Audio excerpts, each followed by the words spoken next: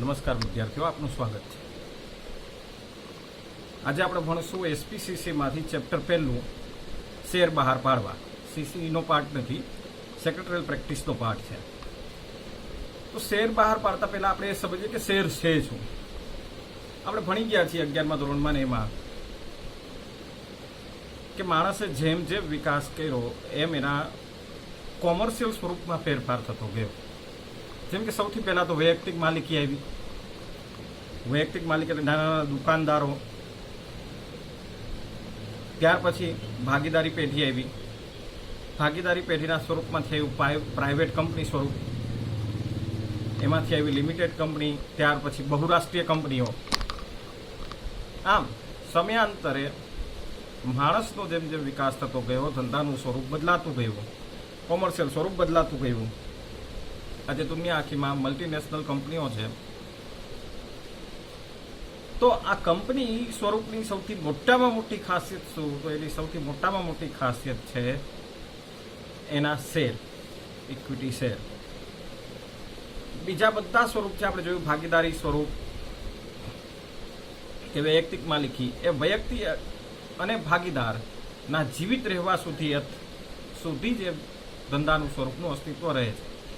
જ્યારે કંપની સ્વરૂપ એવું સ્વરૂપ છે કે જેની અંદર માલિકોના બદલાવાથી કંપનીના સ્વરૂપમાં કંઈ બદલાવ આવતો નથી. કંપની પોતાના રીતે જ એક વ્યક્તિ છે, કાયદાકીય રીતે એને વ્યક્તિનું સ્વરૂપ મળે છે.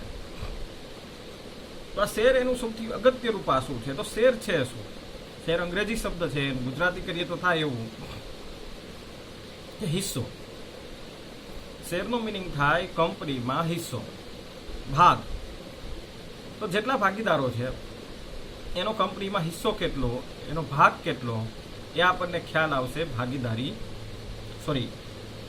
શેરમાંથી, ઇક્વિટી શેરમાંથી. ઇક્વિટી એટલે ઇક્વલ પાર્ટ, ઇક્વલ હિસ્સો, ઇક્વલ શેર એટલે ઇક્વિટી શેર. તો આને કહેશું આપણે શેર. તો શેર બહાર કેવી રીતના પાડવામાં આવે છે એ આપણે આ પાઠમાં જોશું. તો પ્રસ્તાવનાથી શરૂ કરીએ કે જાહેર કંપની વિજ્ઞાપન પત્ર દ્વારા દરખાસ્ત કરીને જાહેર જનતાને શેર ખરીદવા માટે આમંત્રણ આપે છે. કંપની ખાનગી ધોરણે વહેંચણી દ્વારા પણ જામીનગીરીઓ બહાર પાડે છે. તો શેર બહાર પાડવા હોય તો પહેલું કામ તો એ કરવું પડે કે કંપનીનું રજિસ્ટ્રેશન કરાવવું પડે રજિસ્ટ્રાર પાસે. ભારત સરકારના કંપની લો અને કોમર્શિયલ લો ની નીચે કંપનીનું રજિસ્ટ્રેશન થાય એટલે સૌથી પહેલી વસ્તુ આવે શેર બહાર પાડવાની. એના માટે વિજ્ઞાપન પત્ર બહાર પાડવું પડે.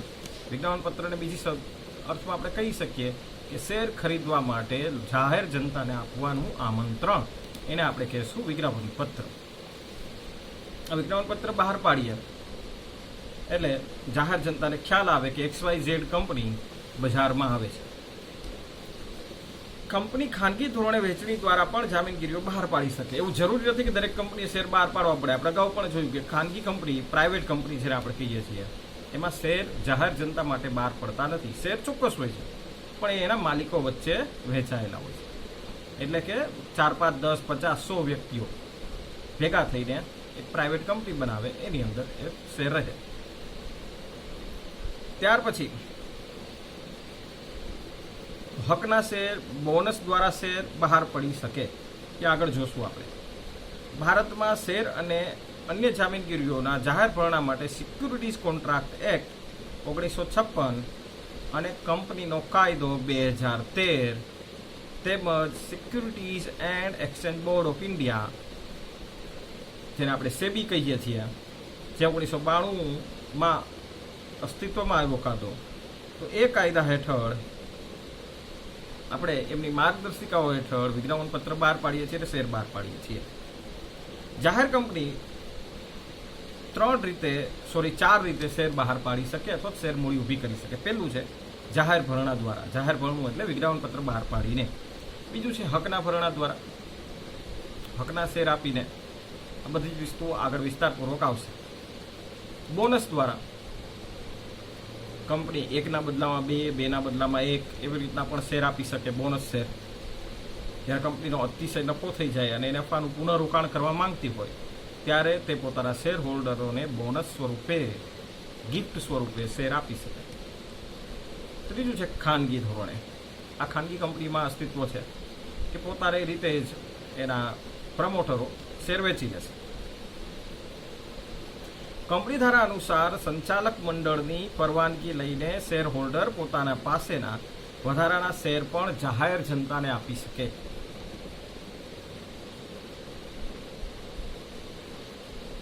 હવે આ ક્યાંથી આપશે? ધારો કે મારી પાસે 100 શેર છે કોઈ XYZ કંપનીના, મારે એ શેર વેચી દેવા છે, તો આના માટે એક સેકન્ડરી બજાર છે. આપણે આ સેકન્ડરી બજારને ભણવાનું છે બહુ વ્યવસ્થિત રીતે, આગળનું ચેપ્ટર પણ આવશે. પણ અત્યારે આપણે સમજી લઈએ, એ વાત એવી છે કે પોતાની રીતે વધારાના શેર જાહેર જનતાને આપી શકે. તો કેવી રીતે? તો આ સેકન્ડરી બજાર છે જેને આપણે કહીએ છીએ સ્ટોક માર્કેટ. ભારતમાં 2 સ્ટોક માર્કેટ છે, એક છે સેબી અને બીજું છે નિફ્ટી. સેબી બોમ્બેમાં આવેલું છે, જ્યારે બોમ્બે સ્ટોક એક્સચેન્જ જે સેન્સેક્સ આપણે એને કહીએ છીએ, સેન્સેક્સ એ બોમ્બેમાં આવેલું છે. સેબી તો એ બંનેની કંટ્રોલર છે. અને નિફ્ટી જે દિલ્હીમાં એનું રજીસ્ટ્રેશન થયેલું છે. તો જાહેર જનતાને આપણે ત્યાંથી વેચી શકીએ છીએ આપણા શેર ગમે ત્યારે. અને આ જ મેઇન લક્ષણ છે કંપનીનું, જેને વેચાણની દરખાસ્ત કહે છે, જેમાં કંપનીના વિજ્ઞાપન પત્ર દ્વારા જાહેર જનતાને શેર અને અન્ય જામીનગીરીઓ ખરીદવા આમંત્રણ આપે છે. કોઈ પણ પ્રકારની નોટિસ, સર્ક્યુલર, જાહેરાત કે અન્ય દસ્તાવેજ દ્વારા કંપની જાહેર જનતાને જામીનગીરીઓ ખરીદવા માટે આમંત્રણ આપે છે. આગળ કહે છે, કંપની વિજ્ઞાપન પત્ર દ્વારા જાહેર જનતાને શેર ખરીદવા માટે આમંત્રણ આપશે. અથવા તો એવું જરૂરી નથી કે શેર જ ખરીદવા માટે આમંત્રણ આપે. એમાં કીધું અન્ય જામીનગીરીઓ, એટલે કે ડિબેન્ચર, પ્રેફરન્સ શેર, એના માટે પણ વિજ્ઞાપન પત્ર બહાર પાડી શકે છે.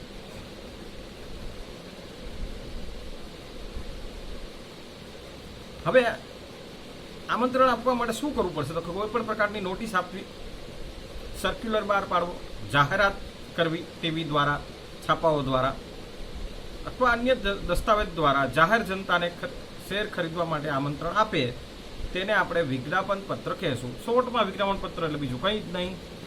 જાહેર જનતાને પોતાની જામીનગીરીઓ ખરીદવા માટે આમંત્રણ આપવું એટલે વિજ્ઞાપન પત્ર. જાહેરપણાની સમગ્ર પ્રક્રિયા પૂરી કરવા માટે કંપની વિવિધ મધ્યસ્થીઓ જેવા કે lead manager, registrar, transfer agent, ભરણાની બેંક, બાંયધરી દલાલો, depository, credit rating agency, stock exchange દલાલો વગેરેની મદદ લે છે. બેંક કંપનીના શેર બહાર પાડવા છે તો આટલા લોકોની મદદની જરૂર છે. કેવા કેવા? Lead manager. લીડ મેનેજરનું કામ શું છે? તો કે જે લોકો શેર ખરીદવામાં રસ ધરાવે છે એવા લોકોને SMS દ્વારા જાણ કરે કે નવો IPO આવે છે, તમારે રોકવો હોય તો એમાં સારા રોકાણના ચાન્સ છે. તો આ પ્રકારનું જે કામ કરતા હોય એવા લીડ મેનેજરોને કંપની કોન્ટેક્ટ કરશે, એને જાણ કરશે કે તમારા જેટલા કસ્ટમર છે જે તમારી પાસેથી ટિપ્સ લે છે શેરમાં રોકાણ કરવાની, એને અમારા શેર ખરીદવા માટે જાણ કરો. બીજું છે રજિસ્ટ્રાર, જે કંપનીએ પોતે પોતાનું વિજ્ઞાપન પત્ર રજીસ્ટર કરાવવું પડે અને રજિસ્ટ્રાર મંજૂરી આપે ત્યાર પછી શેર જાહેર જનતાને ખરીદવાનું આમંત્રણ આપી શકાય. ટ્રાન્સફર એજન્ટ આપણે એક પ્રકારના એજન્ટ છે જે કંપનીના શેર પબ્લિકના નામે, પબ્લિકના શેર, પબ્લિક જે શેર ખરીદશે એનું નામ ને એ બધું ટ્રાન્સફર કરવાની મધ્યસ્થી તરીકે કામ કરશે. ભરણાની બેંક બહુ અગત્યની વાત છે, આગળ આવશે આખો ટોપિક એનો. ભરણાની બેંક એટલે એવી બેંક જ્યાં તમે તમારું સ્પેશિયલ શેર ખરીદવા માટેનું અકાઉન્ટ ખોલાવો છો, જેને આપણે એસ્ક્રો એકાઉન્ટ કહેશું, બરાબર, જ્યાં શેર ખરીદવાની પૂરેપૂરી પ્રક્રિયા થશે, એટલે કે શેર એલોટ થવાની પૂરી પ્રક્રિયા થશે, બરાબર. બાંયધરી દલાલો. બાંયધરી દલાલો એટલે કેવા? તો કે એવા લોકો જે કંપનીને બાંયધરી આપે છે કે લઘુત્તમ ભરણાની રકમ જો નહીં થાય તો ખૂટતી રકમના શેર અમે ખરીદી લેશું, જેથી કંપની શરૂ કરવાનું લાયસન્સ મળી શકે. આ કોઈ મફતમાં સેવા નહીં કરે, એ પોતાના બદલામાં દલાલી લેશે, કમિશન લેશે. ત્યાર પછી છે ડિપોઝિટરી. ડિપોઝિટરી ભારતમાં 2 છે, NSDL, CDSL. આપણે 11મા ધોરણમાં ભણી ગયા છીએ.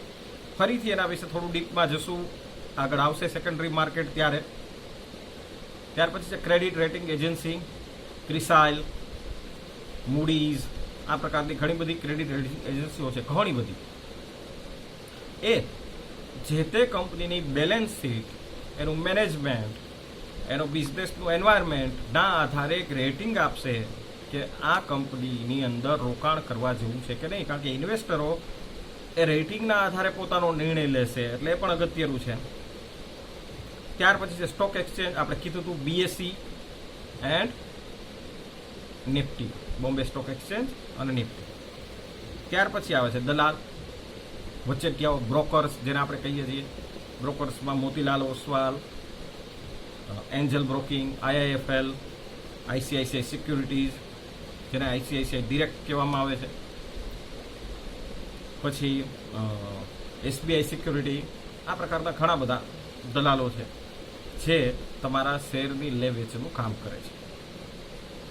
જાહેર ભરણું કરતી કંપનીના સેક્રેટરી આ મધ્યસ્થીઓની મદદથી વર્તમાન કાયદાઓનું પાલન કરી જામીનગીરીઓ બહાર પાડવાની સમગ્ર પ્રક્રિયા હાથ ધરે છે.